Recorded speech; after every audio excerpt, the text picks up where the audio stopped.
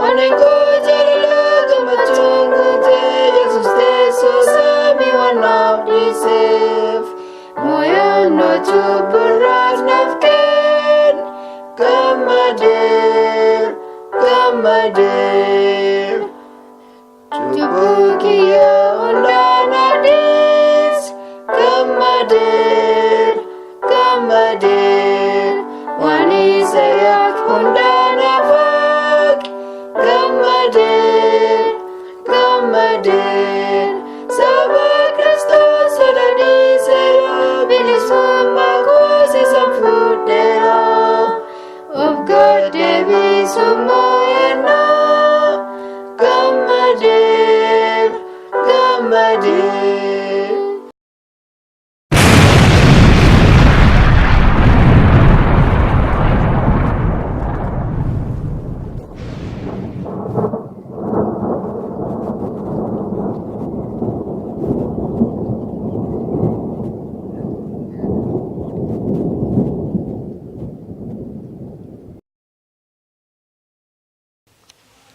Maqaan kiyya Waaritee Guddataa jedhama.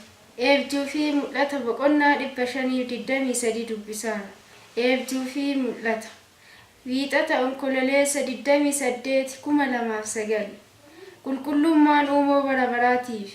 Eebjuu fi mul'ata karaa Jeeniin Saatiroon mana kadhaa Filadelfiyaa hambaa sanbata guyyaa 7ffaa guyyaa sanbataatti dabalatee abboomota waaqaatii fi amantii Yesuusii eebba. Amantii Yesuusii hafuura raagaati. Xumura addunyaa ardiif wayyoo niikuleeriin ilma waaqaa Yesuusiin ibsameera. Eebjuu fi mul'ata boqonnaa 523 mul'ata lakkoofsa 1 mul'ata. Ardiif wayyoo seexanni qaamaan jinniiwwan isaa waliin addunyaa keessa jira. Eebjuu fi mul'ata Jeeniin Saatirooniitiin Yesuus ni ibse. Wayyoo ajjeechaa sodaachisaan jiraattota isii hundumaa waliin ardii irratti bu'uu ga'eera. Ilmi waaqaa ammas arditti yaara. Kun iyyansa of eeggachiisuuti. Hennaa iyyu sagalee isaa keessa boo'ichatu ture. Seexana kan jedhamu daabiloos gara keessan dhufaara. Inni jinniiwwan isaa waliin saboota hundumaa jiraattota isaanii waliin booji'uuf kaayyoo murteeffate kana qaba. Yesuus akkana naan jedhe, kun dhiyoodha. Inni ni dhufa. Meeshaa niikuleeriitiin inni gara keessan dhiyaataara. Kun baay'ee dhiyoo. Kun xumura ardiiti jedhee iyye Yesuus ilmi waaqaa. Ilmi waaqaa dabalees akkana jedhe, ardiif wayyoo.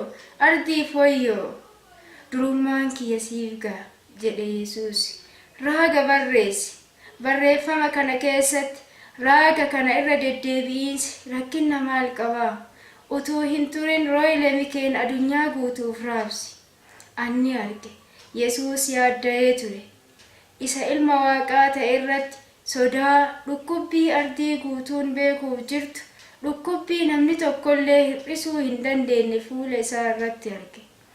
Kun sodaachisaa ta'uuf jira naan jedhe Yesuus. Kun dunnuu utuu hin bikkinis akka ciniinsuu dubartii ulfaa ta'uuf jira. Tokkollee kana jalaa hin ba'u. Ani Yesuusin ilaale. Anni holladhe. Raaga sodaachisaa kana hennaa natti himu Yesuus jeeqamee akka ture anni arge. An mataan kiyya utuu dhufuu danda'ee silaa in dhufa ture naan jedheenni. Ardiin dunnuma dha'icha niikuleerii jedhanii taati. Ati Jeeniin hafuura raagaa kasii kenne isa barreessi. Utuu hin turinis karaa rooyilee mikeen raabsi. Addunyaan guutuun wayyoo isaan irrattii fi ardii irratti bu'uuf deemaaru of eeggachiifamuu qaban. Kun baay'ee dhiyoodha. Ani Yesuusin ilaale. An deebi'ee holladhe. Inni gara kiyya dhufee akkana naan jedhe. Durummaan kiyya siif ga'a. Inni utuu walirraa hin kutin akkana jedhaa itti fufe. Kun xumura addunyaati. Busaayichi gaafa akka hoolaa Hiitileer mormituun Kiristoosii fi seexanni qaamaan jiru hundinuu ariifannaan ni deemu. Ani akkana ofiin jedhe Gooftaa xumura addunyaa irratti kun guddisee sodaachisaa ta'a. Yesuus tasgabbaa'ee gara kiyya ilaaluun akkana naan jedhe. Tokkollee kana jalaa hin ba'u. Tokkollee kana jalaa hin ba'u. Arraaga kana maqaa kanaan yeroo baay'ee of eeggachiisa wal fakkaataa ni dhaga'e. Xumura irratti ani holladhe. Eebjuu fi mul'ata boqonnaa 523 mul'ata lakkoofsa 2. An mul'ataan fudhatame. Jinniiwwan qaamaan jiran morma jiraattota ardii kan muran ani arge. Isaanis dhiiga isaanii xuuxaa dhugaa turan. Kun akka liimsuu ijaa ture.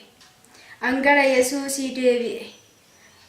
Ammallee jechuma wal fakkaatu dhaga'e. Ardii fooyyoo tokkollee kana jalaa hin ba'u. Yesuus ija keessa na laaluun akkana naan jedhe. Biliyoonni 7 dhiirri, dubartoonni, daa'immanii fi wanti an uume hundinuu du'uuf ardii irraa baduu jiru. Ardii fooyyoo. Ani holladhe. Durummaan kee siif ga'a naan jedhe Yesuus. Iyyansa ilma Waaqaa kana utuu dhageettee wanti ardii irratti dhufaaru sodaachisaa ta'uu isaati. Mul'ata. Ardii fooyyoo. An seexana daabiloosiin yuunifoormii magariisa ajajaa guddaa macca waraanaa kan uffateeru arge. Seexanni mataan isaa uffata ajajaa kana uffatee uffata isaa irraa urjii warqii, sansalaata warqii qaba. Akkasumas waraanaa fi lola keessatti urjii warqii kan mooyannootiin kan guutame ture. Angoo isaa akka masakkaa humna waraanaa ta'uu isaa irratti dabalatee seexanni mooyannoowwan isaatiin of jajaa ture. Wanti hundinuu saniif qophaa'eera. Seexannii fi jinniiwwan isaa qophaa'aniiran. Sun chaappaa 7 banaman keessaa isa tokko ture. Haalataan addunyaa yaachisaadha. Inni seexanni jinniiwwan isaa waliin akka ajajaa humna waraanaa isa ol aanaatti addunyaa keessatti uf mul'isuuf qophaa'eera. Yesuus akkana naan jedhe. Saboonni martuu ni sobamu. Lola niwukileeriitiin isaan sodaachisuun inni saboota maraa miila isaa jalatti ni deebisa. Akka isa waaqeffataniif miila isaa jala isaan ni fida. Inni gooftaa ardii ta'uuf jira. Isaan seexana bifa ajajaa waraanaatiin of haguugge kana jalaa hin baane. Isin isa beekuuf jirtu. Akkuma Hiitileeri godhe inni tontoommoon milikitaan dubbata. Inni ni dhama'a. Sabootas niwukileeriin ni sodaachisa. Isaan dhufanii miila isaa jalatti kufanii isaaf ni sagadu. Mootonni jajjaboonni ardii kanaa hundinuu sodaachisa isaatiin of kennuuf jiru. Mootiin ardii jajjaboonnis garjabeessa jinniiwwan isaa waliin jiru kana jalaa hin bayan. Seexanni gooftaa ardii ta'uuf jira.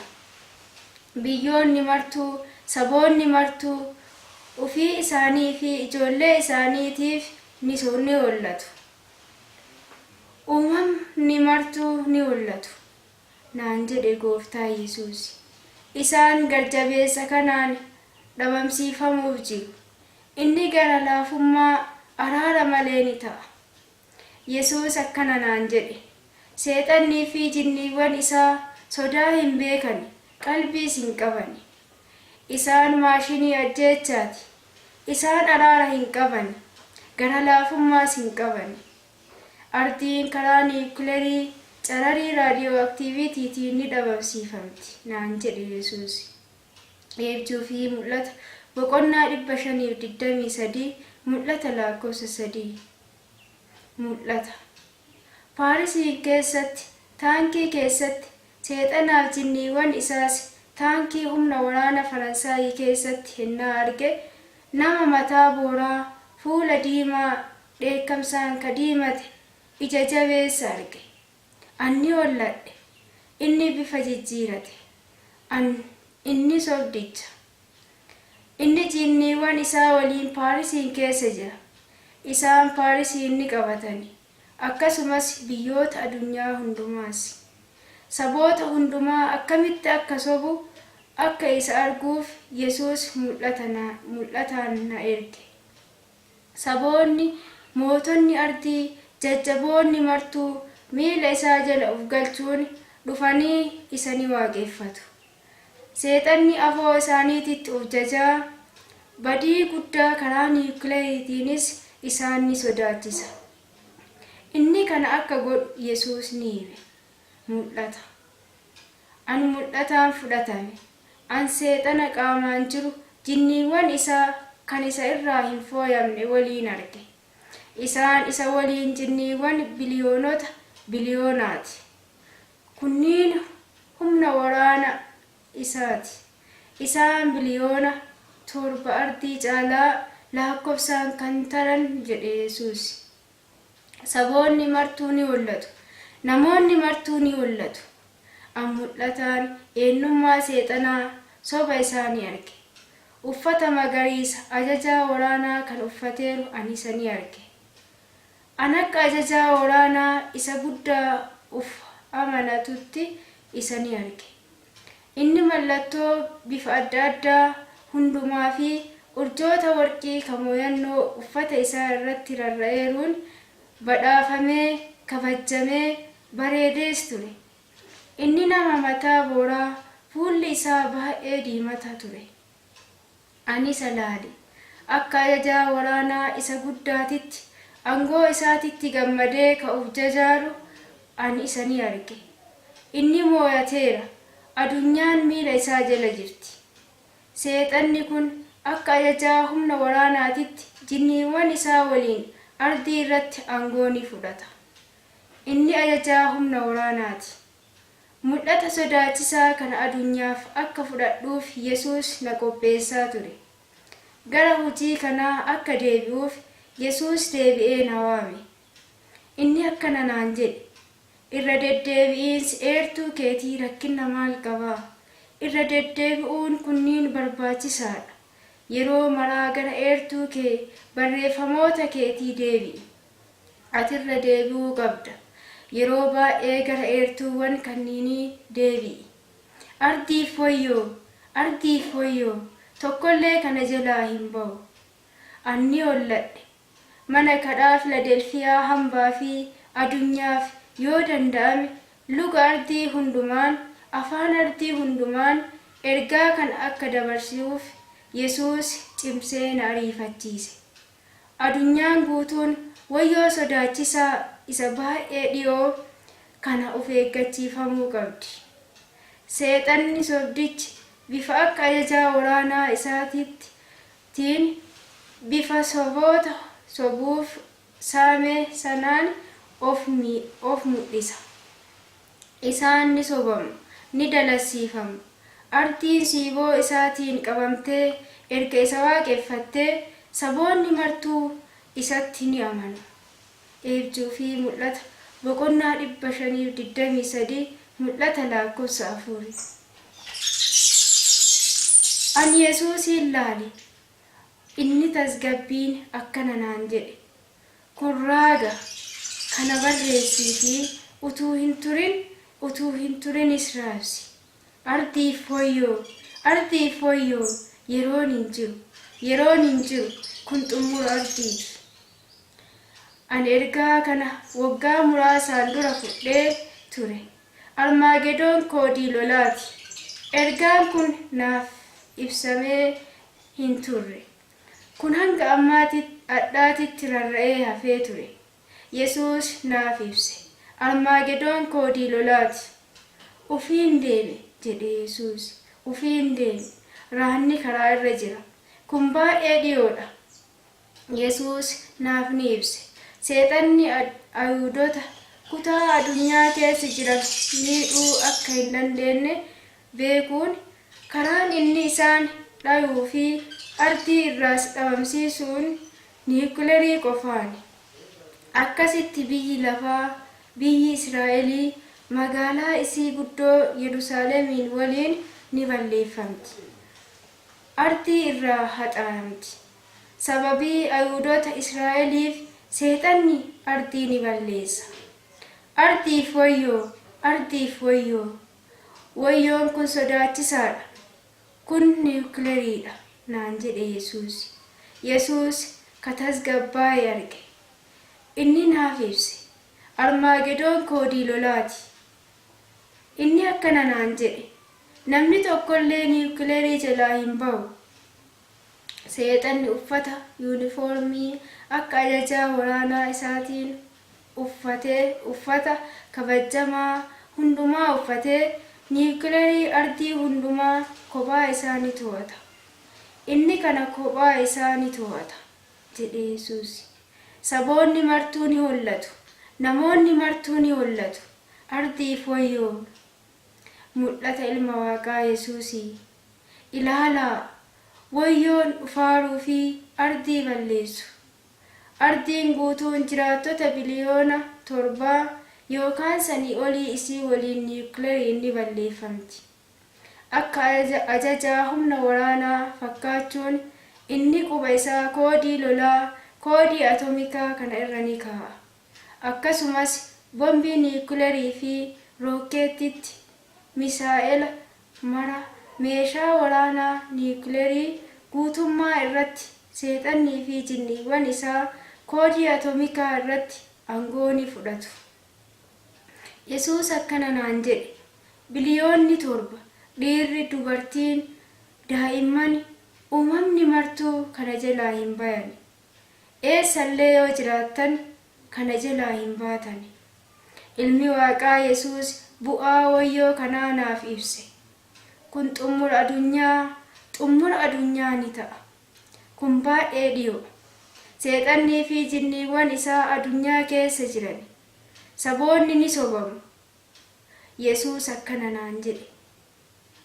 Midijaa ibidda boba'aa keessatti Ayuudota balleessuu dadhabuun ajajaa waraanaa kun seexanni jinniiwwan isaa waliin bombiiwwan niwukileerii, meeshonni lolaa niwukileerii hundinuu biyya Israa'elii Yerusaalemii balleessuuf isii fi 144 ardii irraa dhabamsiisuuf akka dhooyan ni godha.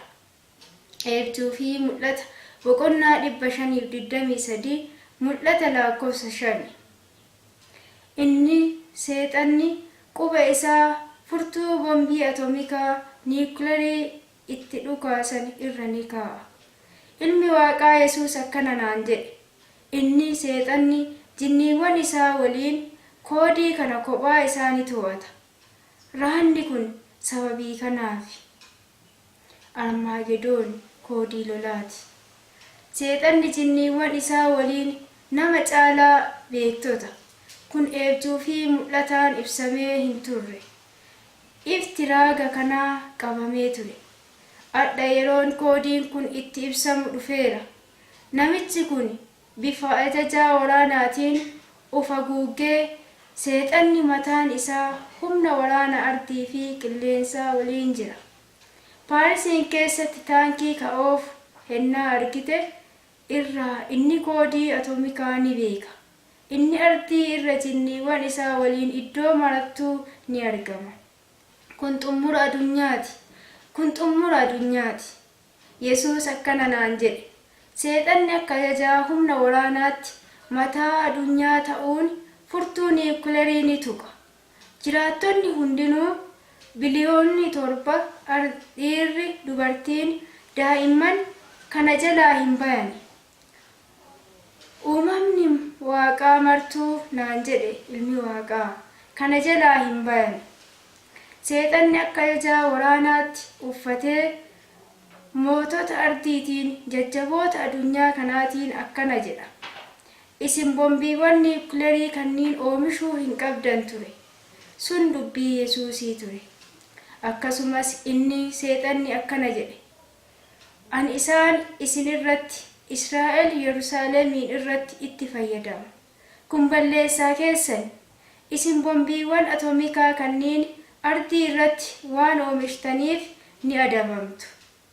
An ardii guutuu irratti isaan itti fayyadamuuf jinniiwwan kiyya kana gargaaran qaba. Hanga ammaatti adunyaan eegumsa Waaqaa jala turte. An dubbii seexanaa ni dhaga'e. Hennaa adunyaan guutuun fiiksilii qaama keessatti fudhatte adunyaan kiyya ni taati. Anis bombiiwwan niwukileerii kanniiniin isii ni dhabamsiisa. Isaan qaama isaanii keessaa 666 qaban. Isaan kiyya. An ardii irraa mirga qaba. Yesuus akkana naan jedhe. Kun dhiyoo, kun baay'ee dhiyoo, tokkollee kana jalaa hin ba'u. Kun xumura adunyaati, kun xumura adunyaati. Seexannii fi jinniiwwan isaa ammaayyuu saboota keessa jiru. Kun baay'ee dhiyoo. Gurguddoonni adunyaa kana bulchan ni sobamu.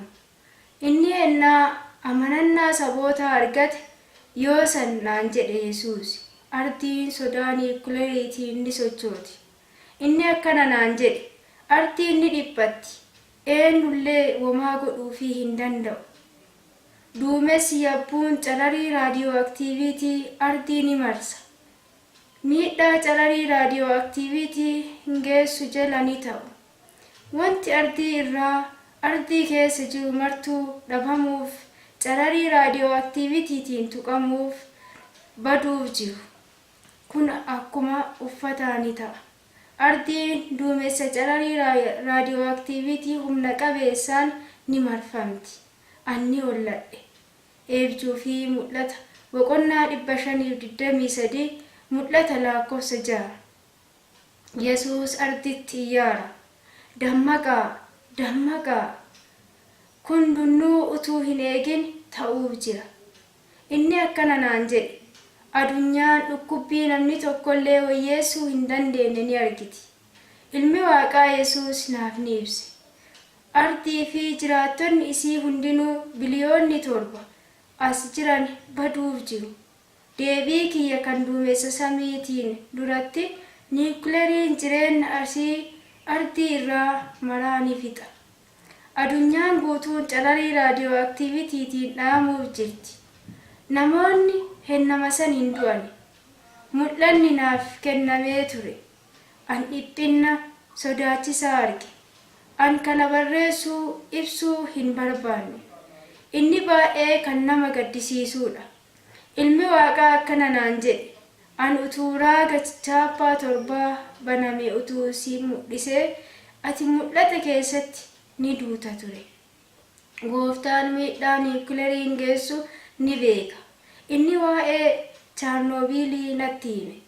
Namni tokkollee calarii raadiyooaktiiviitii jalaa hin ba'u.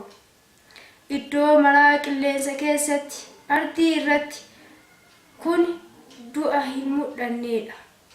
Yesuus akkana naan jedhe. Namoonni ardii ogeessa ta'uu irra gowwaa ta'ani. Gowwummaa matama isaaniititti deebi'u. Boonummaan isaanii ni bade.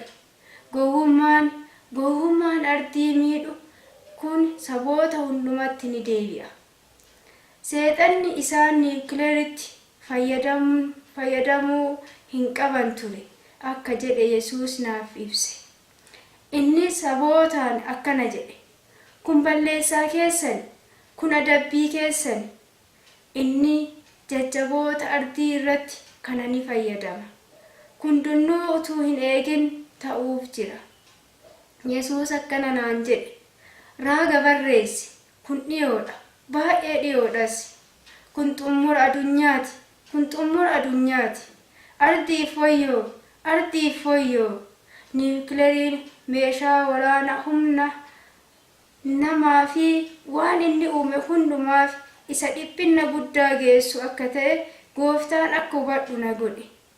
Israa'el Yerusaalemiin dhaqqabuuf akkasumas isii lafarraa dhabamsiisuuf seexanni ardii kaballeessu niwukileeriin. Yesuus adunyaa guutuu of eeggachiiseera.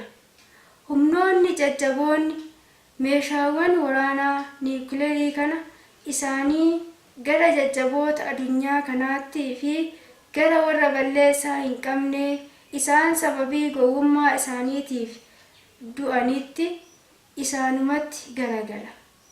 Meeshaan niwukileeriin Ajajaan waraanaa kun seexanni mataan isaa akkana jedhe.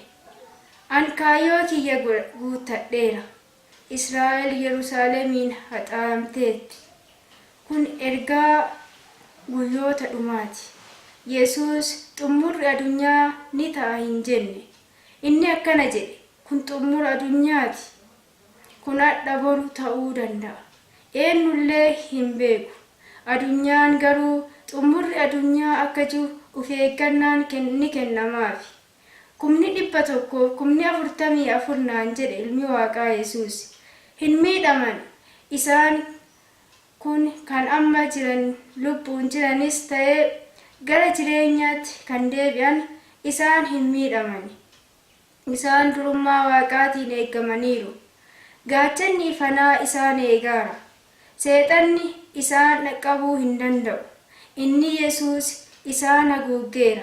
Mataa isaanii irraa rifeensi tokkollee hin buqqa'u. Seexanni ardii Waaqaa ni balleessa. Garuu filatamtoota isaatii miti. Jeeniin Saatiroon. Faaruu hambaa lakkoofsa 25 kooluu isaa jala.